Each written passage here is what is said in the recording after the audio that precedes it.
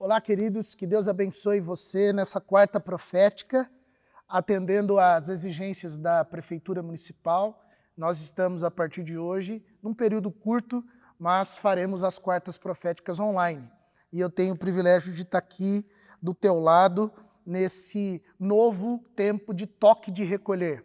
Segundo o prefeito, nós teremos que estar em casa a partir das 20 horas até as 5 horas do outro dia da manhã. Então, eu quero convidar você, além do toque de recolher municipal, que você também promova na sua vida um toque de recolher.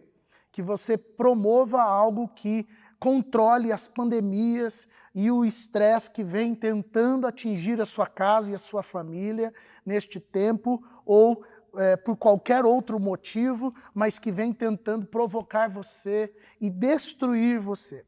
Queira hoje dizer, chega, estou colocando na minha vida um decreto aonde vou controlar essas situações, creia. Está na tua mão essa decisão. Por causa disso, eu queria compartilhar com você um único versículo da palavra de Deus numa história conhecida de todos nós. 1 Samuel, capítulo 1, versículo 10. Eu vou ler na nova tradução da linguagem de hoje, que diz assim: A Ana se levantou aflita e, chorando muito, orou a Deus, o Senhor. Nesse contexto, você vai lembrar que a história desta Ana é a história de uma mulher, e nesse cenário da vida dela, ela é parte de uma família em que ela não pode ter filhos, e ela é muito amada pelo seu esposo. A outra mulher desse esposo pode ter filhos, e ela ficou por anos enroscada nessa impossibilidade. E um dia ela decidiu levantar-se na aflição, chorar e orar a Deus naquele ambiente. Então, o cenário da vida dela era parecido com o meu e o seu cenário. Dá uma olhadinha. Ela é afrontada na vida e pelas pessoas. A história já não era favorável. A vida já tinha provocado nela a impossibilidade de não ter filho, ou de pelo menos ser recompensada pelo amor do marido, mas não pelo milagre que ela necessitava tanto, que era ser mãe. Além disso, as pessoas que estavam ao redor dificilmente entendiam o sofrimento que ela vivia. Talvez eu e você tenhamos esse cenário também, de viver algumas impossibilidades, de ter na nossa história alguns impedimentos, alguns bloqueios, e a gente, além de ter esses bloqueios, ter pessoas que não nos compreendem, ter pessoas que cercam o nosso lugar e não nos olham com a propriedade para aquilo que a gente sofre. Não é tenso esse cenário? Então, nessa estrutura, a força que as pessoas tentam te dar não é suficiente. Mas observa, o sofrimento que ela estava vivendo era maior do que as forças que ela tinha. Em algum momento, a impossibilidade, seja vinda do cenário, das pessoas, da pandemia ou qualquer outra situação externa, e também das pessoas que falam, que verbalizam situações tensas para nós e que a gente acaba guardando no coração, tem um momento que a nossa fragilidade ela cresce de tal maneira que por mais que eu tenha força, por mais que eu me esforce, por mais que eu lute, por mais que eu insista, essa força não é suficiente. Quando o sofrimento ele cresce, quando ele dura muito tempo, nós entramos em colapso. Nós entramos num ambiente onde ou eu decreto o fim dessa pandemia, dessa dificuldade, através do toque de recolher, ou então eu vou ser sucumbido. É uma lei de sobrevivência para cada um de nós. É o grito que cada um de nós ainda tem no coração quando a gente está sufocado pelas adversidades da vida. E tem um outro cenário importante nesse texto, é que ela está ao lado de Deus e não sabe. Ela convive com a religião, convive com Deus, vai ao templo todos os anos e não reconhece em Deus, até esse momento, a oportunidade de lançar sobre ele a sua fragilidade, lançar sobre ele os seus temores e, por causa disso, ter de Deus um grande milagre que ela necessitava. Oh, querido, quanto tempo perdido aquela mulher teve porque conviveu ao lado de Deus e de fato não teve a cura. Parece que seu filho, de alguma maneira, lá na frente, na história, viveu algo parecido. Quando Samuel, ainda criança, já estava no templo e ele não entendia qual era a voz de Deus. E por 2 vezes, naquela madrugada, foi chamar o Eli, porque achava que era o Eli que estava chamando, enquanto que era a voz de Deus convocando ele para uma grande tarefa. Parece que é comum para o ser humano, é comum para mim e para você, viver sem reparar que Deus está conosco. Dá a impressão que para Deus estar com a gente, tudo tem que estar bem. Dá a impressão que se eu estou ao lado de Deus, eu não enfrento nenhuma adversidade. Mas essa é uma mentira e um engano que vem roubando de mim, roubando de você a oportunidade de iniciar um processo novo na minha e na sua vida. Alguma coisa vai ter que ser feita.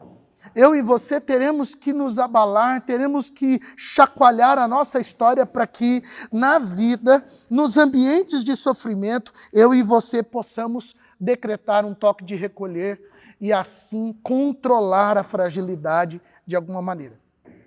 Talvez Ana tentou fazer isso respirando, tendo paciência. Tem gente que diz que se você quer pedir paciência para Deus, aguenta a consequência dos problemas. Né? Tem hora que a gente vai dando conta, que a gente vai enfrentando 1, 2, uma semana, 2 semanas, 1 ano, 2 anos, mas uma vida, um ambiente grande, vários meses, pode ser que a gente não dê conta. E os gritos que a gente tem dado têm machucado pessoas e tem dito para o mundo o quanto a gente também está ferido. Ontem mesmo, ao encontrar os policiais, alguns policiais aqui de perto do nosso bairro, ele disse que encontrou uma pessoa tentando se matar na ponte próximo aqui da igreja. E aí ele disse que aquilo era um sinal que ele estava gritando por socorro, ele não queria se matar efetivamente, mas ele queria dizer para a família que ele estava ali. Conheço várias pessoas que já tiveram esse sentimento, talvez você nesse momento tenha tido não coragem de assumir, mas tem passado sobre a tua cabeça vários gritos de desespero no meio de todo este caos que você possa estar vivendo. Por causa disso, o exemplo de Ana deve ser para nós um desafio grandioso que eu vou assumir para mim, quero que você assuma para você. Primeiro, levante-se na aflição. A Ana não ficou esperando que o milagre acontecesse para ela ficar de pé. Ela não esperou que a força viesse das pessoas, das circunstâncias, para ela voltar a levantar os ombros. A Bíblia diz que ela passou um tempo mal, que ela passou um período sem comer, que ela não estava bem, mas em algum momento ela decidiu se levantar na aflição. Levantar-se da aflição é o que todo mundo espera no senso comum, de que se Deus me abençoar, eu vou ficar de pé. Se Deus estiver comigo nesse milagre, eu vou me animar. Mas eu quero convidar você no meio do caos, no meio da fragilidade, você decidir se levantar. Talvez no meio da aflição eu decida deitar e chorar. Talvez no meio da aflição eu decida me desesperar, gritar para o mundo que eu existo. Talvez no meio da aflição eu decido tomar aquela decisão imediata ali de desespero. Mas eu e você precisamos hoje tomar a postura de volta de alguém que usa a sua pouca força, usa o seu pouco tempo de esperança para dizer, eu ainda posso mais uma vez, só mais uma vez, eu ainda posso ficar de pé. Talvez seja o último suspiro do teu casamento, o último suspiro da tua alma, o último suspiro do teu emprego, o último suspiro ministerial, mas ainda assim, nesse último suspiro, creia que Deus vai te ajudar e isso poderá ser o suficiente para mudar esse decreto na sua vida. Então, além de você ficar de pé na aflição, respeite-se mais do que você respeita a opinião das outras pessoas.